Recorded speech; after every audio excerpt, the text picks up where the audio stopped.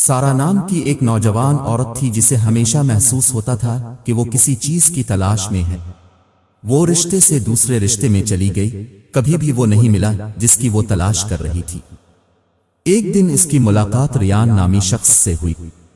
جس لمحے سے وہ ملے اس نے اس سے ایک ناقابل تردید تعلق محسوس کیا۔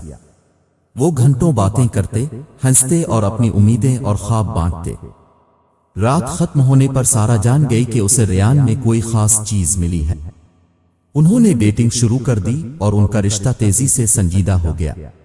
سارا نے کبھی محسوس نہیں کیا تھا کہ وہ اتنا سمجھی اور پیار کرتی ہے۔ ریان اس کا سب سے اچھا دوست، اس کا بااعتماد اور اس کا ساتھی تھا۔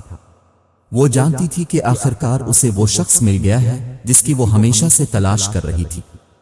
تاہم جیسا کہ انہوں نے اپنے تعلقات کو نیویگیٹ کیا، انہیں چیلنجوں اور رکاوٹوں کا سامنا کرنا پڑا۔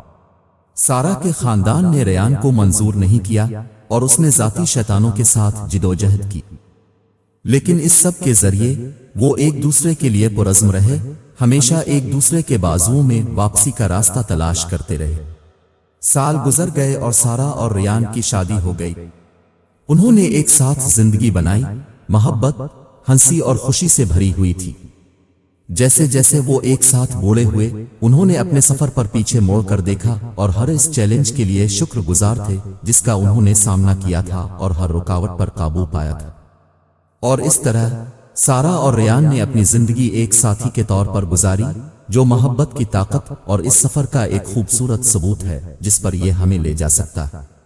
وہ جانتے تھے کہ زندگی میں ان کی راہ میں کوئی فرق نہیں پڑتا، وہ ہمیشہ ایک دوسرے کے ساتھ رہیں گے، اور یہ سب کچھ اہم تھا۔